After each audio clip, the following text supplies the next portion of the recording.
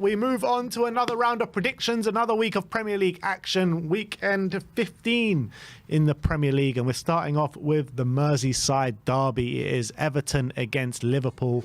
1-0 to Liverpool is the prediction from both of us. And we all know it's a very difficult place to go for Liverpool. A couple of years ago, they won 4-1, but apart from that, few wins are few and far between for Liverpool. But I feel like this year, the air of kind of invincibility Liverpool have about them, only losing one game right at the very beginning to Nottingham Forest. Everton, on the back of a 4-0 win, obviously they'll come into it with a bit of confidence, and it's going to be backs against the wall for Everton for the majority of the game. And I think they'll put in a performance and perform well. But I think Liverpool just find something and they'll win 1-0. Yeah, I remember last season Everton beat them, but at Goodison, but that was right at the end of Klopp's era, and they were Klopp's reign. And the title charger collapsed, and they'd really just fell away in that game. And I think this game that belief's still there. They were fighting to stay up at that point as well. Yeah, they're fighting for everything. I think big win for Everton on midweek, but I think it might have taken a lot out of them. I think it's going to be a close game. It's going to be a very aggressive game. You know, Everton are going to put in absolutely everything. But Liverpool have shown that ability just to get over the line, especially in these tough away games. I think it's going to be a close game, but I've gone for a 1-0 win to Liverpool. Aston Villa against Southampton again. We've gone for the exact same scoreline. Not many differentials this week so far. But yeah, we're both going for back-to-back Villa wins. To be fair for Southampton, they've got Tyler, I can't remember his name, Harwood Bellis. Harwood Bellis is his name, yeah. They've got him back, and they've got Tyler Dibbling back. So going to have, and last time they went away from home, got a really good draw away at Brighton. So can't count them out, but I think Villa live for these kind of games where there's space, there's transitions, Watkins running in behind. They're going to be waiting for Southampton, I feel. And I think Southampton will dominate. I think they'll be able to cause Villa problems, but I feel like, again, defensively, they're just too all over the place, and I think Villa will exploit it. So I've gone for Villa to get the win. 3-1. Yeah, pretty much the same. I think Villa at home on the back of a win should be a confidence boost that they need. Southampton did rest quite a few players in midweek, so maybe some of them will come into it fresh. The players that you'll talk about returning as well, with Dibbling, who's been brilliant this season. He's man, I'm excited to be really convinced by him. Yeah, I agree. How old is he? He's 19, I think. 19, yeah. Very really good player. So I think Southampton can cause Villa problems, but I just think, like, with the confidence boost, being at home, I just can't see anything but a Villa win. So I've gone for 3-1 as well. This next game's really interesting. Brentford against Newcastle. Sim's gone for 2-2. I've gone for 3-2 to Brentford. So very close to going the same. But yeah, Brentford, I think one of, if not the best home team in the league this season. Newcastle, not so great on the road, and I feel like it's going to be an end-to-end game. I think there's going to be goals at both ends, and I just think I'm just backing the home team to get the 3 points here. 3-2. Yeah, good performance by Newcastle at home to Liverpool in midweek, albeit they very nearly lost the game. I think Brentford, very good, as you say, at home. I just see it being... But Newcastle need to get points on the board. They need to win this game. Brentford at home, they're such a confident mood. I can see them exploiting Newcastle as well. So on for a bit of a balmy game. So 2-2. Palace against Man City. Quite amazingly, the same scoreline again in 1-1 here. Crystal Palace against Man City. Palace against City is always that fixture. Palace seem to always get one over on them for some reason. And that three at the back system, I think Eze now... You say that, more minutes. The last time Crystal Palace have taken points against City, they had a draw in 2022 and a draw in 2017, but every single other game since 2015 has been a City win at Crystal Palace. At Palace. But I'm saying Palace At City. Palace, yeah. I'm saying Palace City. At Etihad, they get points, don't they? Yeah. So I've got a feeling that they might get something out of this game as well.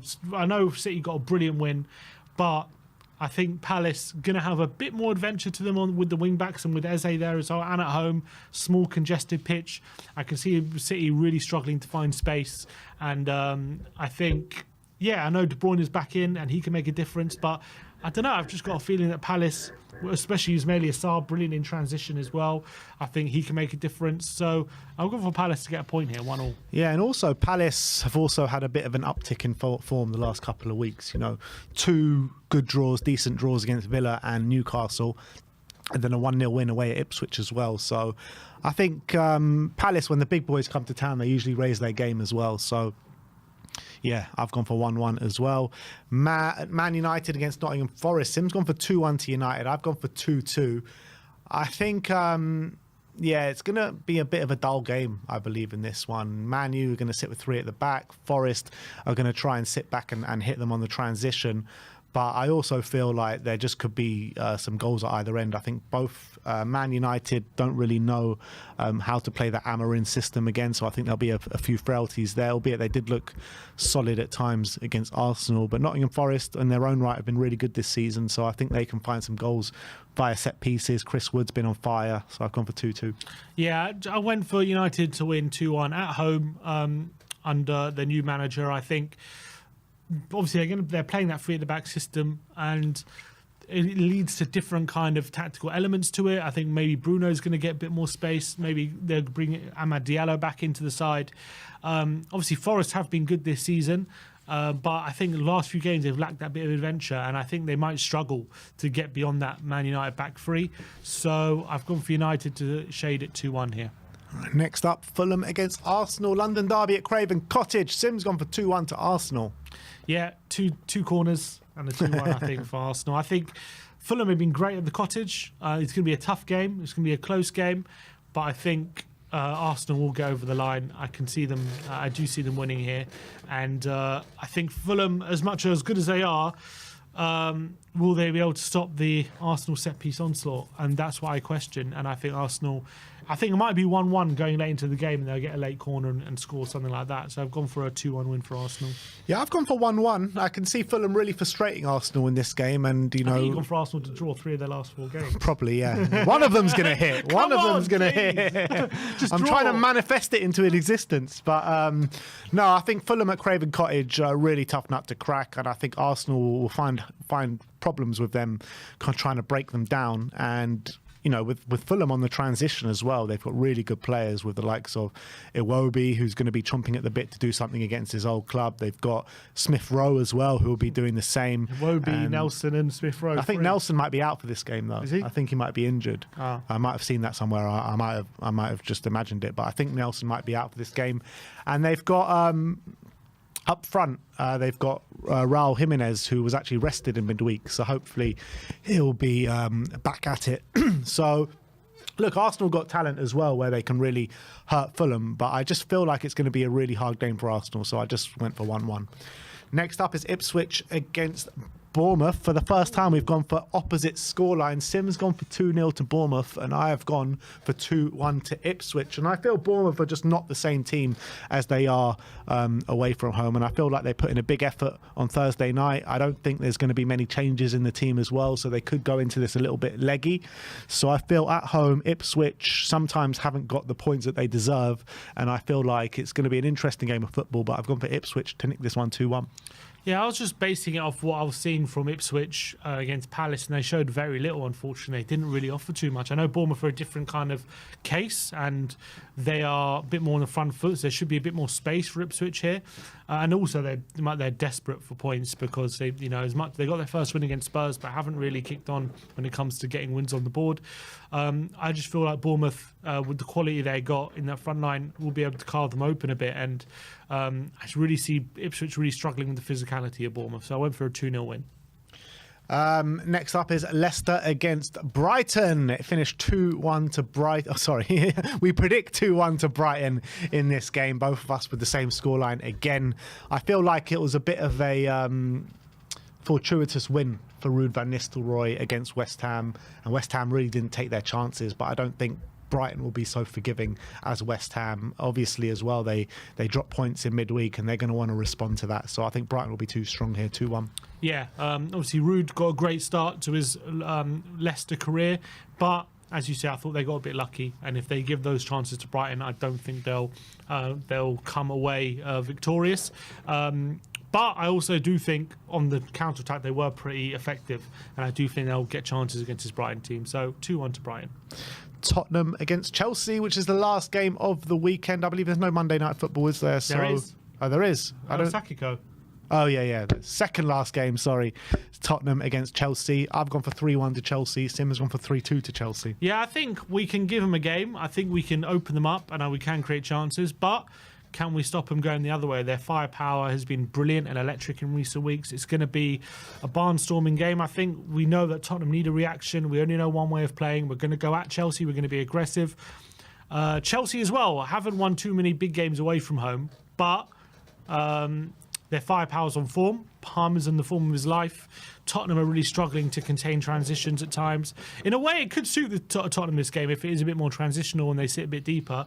But Chelsea's firepower at the moment, they're just riding a wave of confidence. And I don't know, it's struggling to see Tottenham containing it. So 3-2 to Chelsea. Yeah, I mean, if you watch both teams in midweek, it's hard to predict anything for Tottenham out of this game. However, whenever me and Sim both predict a loss, it usually does turn out to be a win. Exactly. I think you missed a trick there, not predicting Bournemouth to win on the weekend, because maybe we would have won. But My fault. now we have both predicted Chelsea wins, so it means Tottenham probably will win. But look, I've gone for 3-1. I think it could be a good game of football and both teams going at each other for the majority of the game. But I feel like in the latter stages of the game, Spurs are going to look very leggy. Chelsea rested a number of players in midweek. So I think fitness and energy will play a massive part towards the latter stage. So I've gone for 3-1 to Chelsea. And last game is the El Sacico, West Ham against Wolves. We've both gone for opposite scorelines here. Sim's gone for 3-0 to West Ham. I've gone for 1-0 to Wolves. I feel it will be Julian Lopetegui's last game. I feel like there's rumours and of rifts in the camp and not a happy camp there. Wolves, on the other hand, I mean, they've held 4 in their last couple of games. I think Gary O'Neill is going to drill it into them. They just need to be defensively sound and defensively solid in this game. And look, West Ham do have Fulkrig coming back, so it could be a big option for them. But no rhyme or reason, really. I just had to pick a winner here, so I've gone for 1-0 to Wolves. And I think it'll be O'Neill's last game. And I think, look, West Ham, for all their faults against Leicester, they did create a lot of opportunities and they should have scored a lot more goals. Wolves just looked completely out of sorts away at Everton and they didn't even look like scoring. And with Fulkrig back maybe starting in this one, maybe that can make a difference to their finishing ability. They've still got so much quality as well. And they had, look, as much as, Lopetegui could be on his last legs, against Newcastle they played well. Arsenal, obviously, they were terrible, and Leicester, they should have scored a lot more goals. So I've seen a bit more from West Ham than they are from Wolves in recent weeks. And I just feel like if they create the same level of chances against Leicester as they do against Wolves, they did against Leicester, I think they'll score a few more goals. And Lopetegui, he saved his job a few times already this season. I think there's another opportunity to do so. So I'm going for 3-0 to West Ham and bye-bye to Gary O'Neill. And last but not least, it's the Star Men. Sim has gone for Morgan Rogers on the back of a sensational goal for him. And I have gone for Yohan Wissa, who has been in sensational form for pretty much all season. Obviously, Brentford are playing Newcastle at home. Yeah. So I feel like Brentford have obviously been brilliant at home this season, scoring bundles amount of goals. Wissa has been exceptional in pretty much all of them. So I'm backing him to get a goal.